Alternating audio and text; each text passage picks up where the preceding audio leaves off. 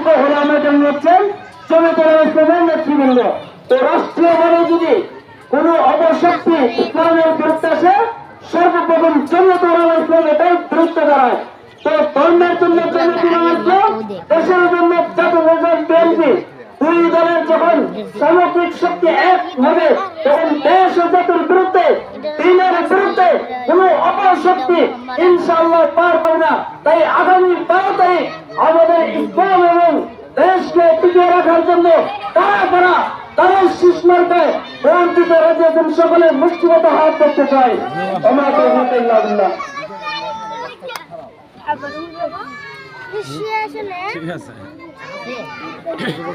সামনে উপস্থিতি এই পর্যায়ে আপনাদের সম্মুখে বক্তব্য নিয়ে আসেন বিএনপির কর্ণধার কারণ নির্যাতিত নেতা, আপনার আমার অতি সুপরিচিত জনাব শেখ উমর ফারুক সাহেব, সভাপতি বাস্তান দৌলতপুর ইউনিয়ন বিএনপি।